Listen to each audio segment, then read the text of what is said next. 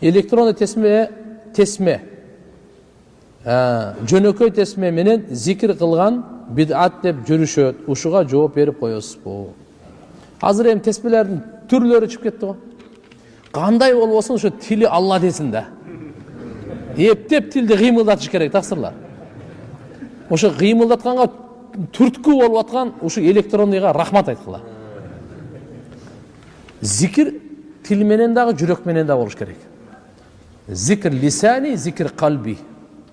Тилдеги тилибизде айтып атканы тил, алхамдулилlah. Жүрөк коштоп турсын. Ла илаха иллаллах, субханаллах, алхамдулилlah, Аллаху акбар. Абу Хурайра радıyallahu anhu 10.000 немеси бар экен. Курманын сөөгү. 10.000. Бир капка салып койгон.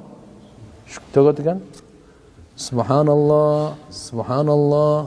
Эми ал доорду да эми. Азыркындай эмелер жок да, электрондуйлар. Будан буга өткөзүп коет. Будан буга өткөзүп коет. Хазрет Али разıyallahu anhu. Ким деген, Али деген ким? Аллаху акбар. Бул илимдин, илим эгер бир шаар болсо, анын эшиги Али деген. Радıyallahu anhu. Өтө окум. Хазрет Али разıyallahu anhu мактаган. Кандай гана мыкты азамат дегенде кимдин колунда теспе болсо деген. Не үчүн? Бул музаккира да, бул Алланы эстетип турат.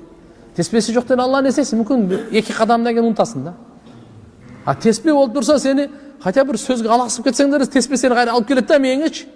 Токто, сен бир нерсе кылтасың го. Эмне деп атасың өзү? Эми эсиме келди. Субханаллах, алхамдулилlah. Ошону эстеп атпайсыңбы? Давай анан көрөк мындай кылгыла, ошо бидат дегендер. Бир күндө чыксын, теспеси жок. Теспеси бар. Тиги канча зикир кылды, бу зикир кылды. Санап коелу. Ошон үчүн иншалла буну жөндөн бидат дей берген болбойт. Алхамдулилlah, пайгамбарыбыз доорунда башкачараак эле, сахабалардын доорунда то есть азыркындай зикирдин жолдору, санаган эсептер башкача эле, азыркы эсептер ушундай. Бир башында айткандай, хойт кандай балекети болуп кетеби, тилди кыймылдатканга, ушу түркү, ушуга бир түрткү болуп атканга шүгүр кылыш керек да.